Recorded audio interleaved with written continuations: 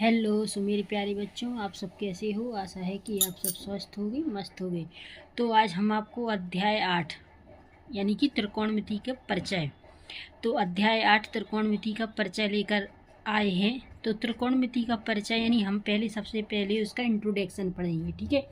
Introduction to trigonometry यानी सबसे पहले हम त्रिकोणमिति का परिचय पढ़ लेते हैं कि त्रिकोणमिति के परिचय में हमको क्या क्या चाहिए।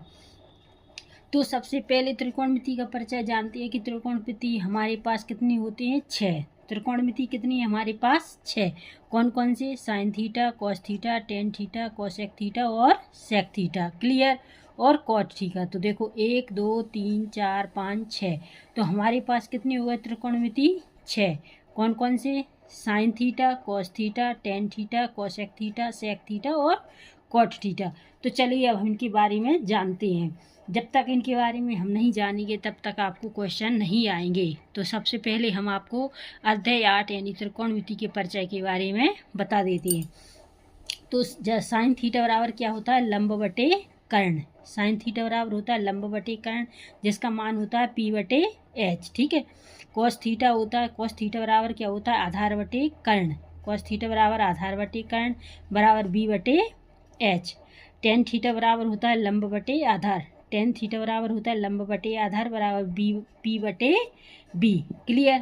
फिर कोसेक थीटा बराबर होता है कर्ण बटे लंब। कोसेक थीटा बराबर होता है कर्ण बटे लंब बराबर H बटे P, H बटे P।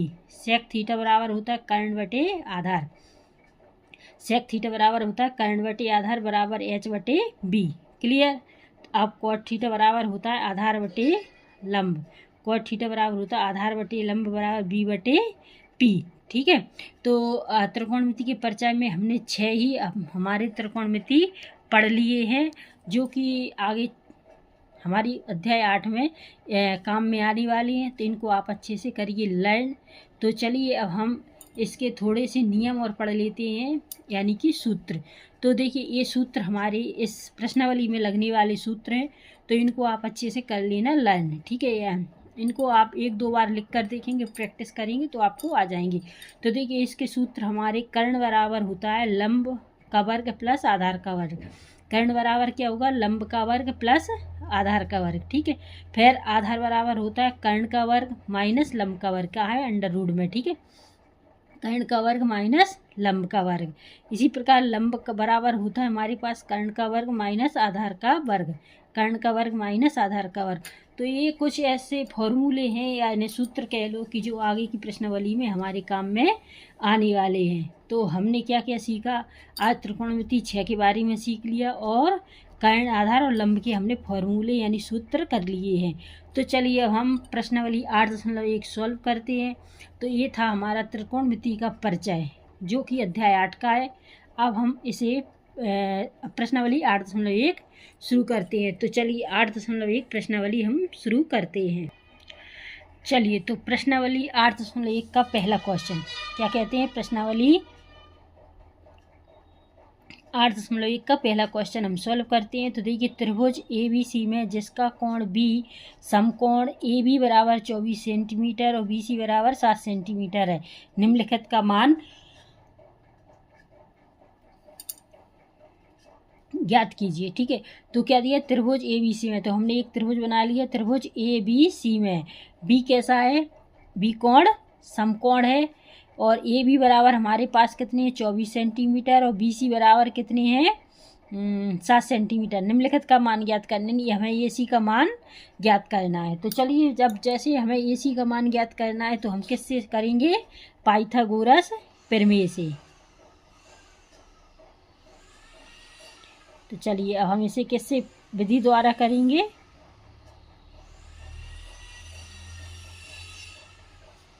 पाइथागोरस प्रमेय से। तो पाइथागोरस प्रमेय से करेंगे तो पाइथागोरस प्रमेय का सूत्र क्या लग जाएगा, AC का स्क्वायर, क्योंकि हमें AC ज्ञात करना है, ठीक है। तो AC का स्क्वायर बराबर AB square plus BC square, क्या जाएगा, AB स्क्वायर प्लस BC का स्क्वायर, ठीक है। तो AC बराबर तो हमें ज्ञात करना है, तो AC स्क्वायर बराबर AB बराबर हमारे पास क्या है, AB ए बी बराबर हमारे पास है देखिए 24 सेंटीमीटर। तो क्या आ जाएगा 24 सेंटीमीटर का वर्ग। बी सी बराबर कितनी है 7 सेंटीमीटर का वर्ग। ठीक है, तो 7 हो गया 7 का वर्ग। अब क्या करेंगे हम, ए सी स्क्वायर बराबर 24 गुणा 24 करेंगे। 24 गुणा 24 करेंगे तो कितना आ जाएगा 576 प्लस 7 7 गुणा करेंगे तो 7 7 49। तो ए सी स्क्वायर बराबर 767 और 49 जोड़ेंगे तो कितनी आ जाएगा 625। तो ए सी का वर्ग घटाएंगे तो इसका वर्ग घट जाएगा। तो ए सी बराबर हमारे पास क्या निकला 25। तो हम क्या लिख सकते हैं कि ए सी बराबर 25 सेंटीमीटर। क्लियर। तो अब ये हमारा हो चुका है इधर तक। ए सी बराबर, ठीक है। अब क्वेश्चन क्या है, पहला क्वेश्चन हमारा है साइन ए और कॉस ए। तो हमको अब पहला क्वेश्चन सॉल्व करना है। क्या करना है, साइन ए और कॉस ए। तो साइन ए बराबर क्या होता है, हमने पहले आपको सूत्र पढ़ा के बता दिए। साइन ए बराबर होता है लंब बटे कर्ण। तो पहले हम ले लेंगे साइन ए। साइन ए बराबर क्या होता है लंब बटे कर्ण, है ना। तो लंब हमारे पास कितना है, लंब हमारे पास है 7 और कर्ण है 24, है ना। तो क्या जाएगा 7 बटे 24। तो क्या आ गया हमारे पास 7 बटे 24। अब क्या करना है कॉस ए का मान, ठीक है। तो कॉस ए बराबर क्या होता है आधार बटे कर्ण, ठीक है, आधार बटे कर्ण। तो आधार हमारे पास क्या है 24, आधार है 24 और कर्ण है 25, ठीक है। तो आधार हमारे पास कितना है 24 और कर्ण है 25। तो आधार बटे कर्ण 24 बटे 25। तो ये रहा हमारा आंसर। पहले क्वेश्चन का पहला प्रश्न सॉल्व हो चुका है। अब इस पहले प्रश्न का पहला क्वेश्चन हमने सॉल्व कर लिया है। अब इसी प्रश्न का सेकंड क्वेश्चन लेते हैं। तो पहले का हमारा पहला क्वेश्चन हो गया। अब हम पहले प्रश्न का सेकंड क्वेश्चन लेते हैं। तो सेकंड क्वेश्चन क्या है, सेकंड है साइन सी और कॉस सी, ठीक है। क्या है साइन सी और कॉस सी। तो चलिए अब हम इसको हल करते हैं। तो सबसे पहले जब हल करेंगे तो हम लेंगे साइन सी। तो साइन बराबर क्या होता है लंब बटे कर्ण, है ना, लंब बटे कर्ण। तो लंब हमारे पास क्या है 24 और कर्ण क्या है 25। तो क्या जाएगा 24 बटे 25। क्लियर, कितना है 24 बटे 25। अब हम लेंगे कॉस सी। तो कॉस सी यानी कॉस का मान क्या होता है आधार बटे कर्ण, क्या हो जाएगा आधार बटे कर्ण। तो आधार हमारे पास क्या है 7 और कर्ण क्या है 25। तो 7 बटे क्या हो जाएगा 7 बटे 25। तो ये रहा हमारा आंसर। तो आई होप यू कि आपको ये क्वेश्चन अच्छे से समझ में आ गया होगा। तो हमने देखिए प्रश्नावली 8.1 का पहले क्वेश्चन के दो यानी फर्स्ट सेकंड दोनों सॉल्व कर लिए हैं। तो चलिए हम नेक्स्ट क्वेश्चन पर चलते हैं, यानी कि प्रश्न नंबर 2 किसका, प्रश्नावली 8.1 का प्रश्न नंबर 2 लेते हैं। तो देखिए प्रश्न नंबर 2, आकृति 8.13 में, तो आकृति हमारे पास दी होगी 10p माइनस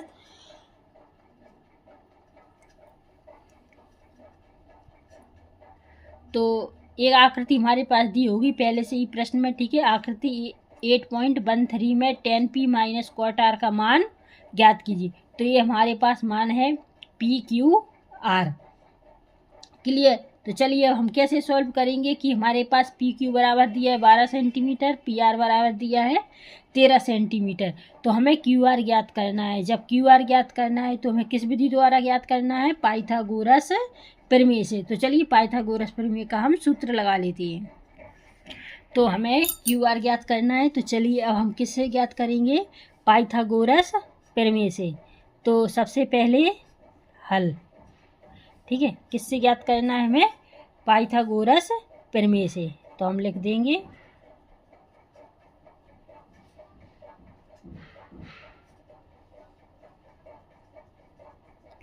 पाइथागोरस प्रमेय से। पाइथागोरस जब हमें QR ज्ञात करना है तो QR लिखेंगे। QR बराबर क्या होगा PR square minus P Q. तो क्या आ जाएगा, P R square minus P Q square. Clear. तो हमारे पास क्यू आर है बराबर पी स्क्वायर बराबर कितनी है हमारे पास, पी आर स्क्वायर बराबर है 13, तो 13 का वर्ग। पी क्यू बराबर कितनी है 12, तो 12 का वर्ग। तो क्यू आर बराबर 13 13 गुणा करेंगे कितना आ जाएगा, 13 13 169, और 12 12 का गुणा करेंगे तो 144। ठीक है। तो क्यू आर बराबर हमारे पास 169 में से 144 जाएंगे, कितने बचेंगे 25। ठीक है। तो क्यू आर अपन वर्ग हटाएंगे तो 25 का वर्ग कितना हो जाएगा 5। तो क्यू आर हमारे पास कितना निकला 5 सेंटीमीटर। क्लियर। इतना निकल चुका है। अब क्या पूछा हमारे पास, tan p minus cot r का मान ज्ञात कीजिए। तो चलिए हम tan p minus cot r का मान ज्ञात करते हैं। तो tan p बराबर क्या हो जाता है, लंब बटे आधार। क्या हो जाएगा, लंब बटे आधार माइनस cot r बराबर क्या होगा, आधार बटे लंब। ठीक है। तो लंब बटे आधार कितना हो जाएगा 5 बटे 12। तो आधार बटे लंब बराबर हो जाएगा 12 बटे 5। तो इनको हम उलट पुलट कर सकते हैं ना, जैसे 5 बटे 12, 5 बटे 12, तो इसको कर सकते हैं 5 बटे 12। चलिए इधर लिख देते हैं 5 बटे 12, इसको भी 5 बटे 12। ठीक है। 5 बटे 12 में से माइनस की 5 बटे 12 गए तो क्या बचा हमारे पास 0। तो ये रहा हमारा आंसर। आई होप यू कि आपको ये क्वेश्चन बहुत अच्छे तरीके से समझ में आ गया होगा, और अगर कोई भी डाउट है तो आप हमसे कमेंट सेक्शन में पूछ सकते हैं। तो चलिए हमने प्रश्न नंबर 2 को भी अच्छे से सॉल्व कर लिया है। अब हम प्रश्न नंबर 3 ले लेते हैं। तो देखिए प्रश्न नंबर 3 क्या कहता है, यदि साइन ए बराबर 3/4 तो कॉस ए और टेन ए का मान परिकल्पित कीजिए। क्या क्वेश्चन क्या कहता है, यदि साइन ए बराबर 3/4 तो कॉस ए और टेन ए का मान परिकल्पित कीजिए। तो देखिए इसमें क्या, परिकल्पित यानी ज्ञात करना, परिकल्पित यानी ज्ञात करना। तो चलिए हम इसको ज्ञात करते हैं। तो सबसे पहले जब हम ज्ञात करेंगे यानी, तो सबसे पहले हल लिखना पड़ेगा। तो देखिए हमारे पास क्या दिया है ठीक है, कि साइन ए बराबर 3/4। तो साइन का मान क्या होता है, लंब बटे कर्ण। क्या दिया होता है, लंब बटे तो कर्ण। तो लंब हमारे पास कितना हो गया 3, और कर्ण कितना हो गया 4। लंब कितना हो गया 3 और कर्ण कितना हो गया 4। ठीक है। जब हमारे पास लंब और कर्ण ज्ञात है तो क्या करना है हमें, ज्ञात आधार। जब आधार ज्ञात करेंगे तो हम किससे करेंगे, पाइथागोरस प्रमेय से, है ना। किससे, पाइथागोरस प्रमेय से। जब पाइथागोरस प्रमेय से करेंगे तो हमें आधार ज्ञात करना है। तो आधार का सूत्र क्या लग जाएगा, जो कि हमने आगे ही बता दिए हैं आपको, कि आधार बराबर होता है कर्ण का वर्ग माइनस लंब का वर्ग। क्या हो जाएगा, कर्ण का वर्ग माइनस लंब का वर्ग। ठीक है। तो आधार बराबर, कर्ण बराबर कितना हमारे पास, कर्ण बराबर है 4, 4 का वर्ग हो जाएगा। लंब बराबर कितना है 3, तो 3 का वर्ग हो जाएगा। ठीक है। तो क्या कहेंगे हम कि इतना हो गया। अब हम क्या कहेंगे कि आधार बराबर 4 4 का गुणा करेंगे तो 4 चौको 16, 3 3 का गुणा करेंगे 3 3 9। तो आधार हमारे पास क्या निकला है, 16 में से 9 गए 7। अब 7 का तो वर्ग होता नहीं है तो हम यहीं तक रहने देंगे, आधार 7 हो गया। अब क्या करना है, हमें कॉस ए और टेन ए का मान ज्ञात करना है। तो चलिए हम कॉस ए और टेन ए का मान ज्ञात कर लेते हैं। तो देखिए कॉस ए और टेन ए का मान हमको ज्ञात करना है, तो इधर ही कर देते हैं हम। ठीक है। तो क्या आ जाएगा, कॉस ए बराबर क्या होता है, आधार बटे कर्ण। क्या होता है, आधार बटे कर्ण। तो आधार हमारे पास कितना निकला, √7, और कर्ण हमारे पास पहले से कितना था 4, तो 7/4 कर्ण हो गया। अब हमें क्या करना है, कॉस ए हो गया, अब टेन ए का मान ज्ञात करना है। तो टेन ए बराबर क्या होता है, टेन ए का मान क्या होता है, लंब बटे आधार, है ना। क्या होगा, लंब बटे आधार। तो लंब हमारे पास कितना है 3, देखिए लंब कितना है 3, और आधार कितना है √7। आधार कितना निकला था हमारा √7। तो देखिए क्या पूछा था सवाल में कि cos A और tan A का मान परिकल्पित कीजिए। तो हमने cos A और tan A का मान ज्ञात कर लिया है। तो ये रहा हमारा आंसर। आई होप कि आपको ये क्वेश्चन अच्छे से समझ में आ गया होगा। और अगर कोई भी डाउट है तो आप हमसे कमेंट सेक्शन में पूछ सकते हैं। क्लियर? तो चलिए हमारे प्रश्न 3 सॉल्व हो चुके हैं। अब हमने ले लिया है प्रश्न नंबर 4। तो प्रश्न नंबर 4 को पढ़ते हैं। यदि 15 cot A बराबर 8, क्या है 15 cot A बराबर 8 हो तो sin A और sec A का मान ज्ञात करना है हमको। क्या ज्ञात कीजिए। तो चलिए अब हम इसको कैसे सॉल्व करते हैं। जब सॉल्व करेंगे तो सबसे पहले हल। क्लियर? तो चलिए हल लिख लिया है।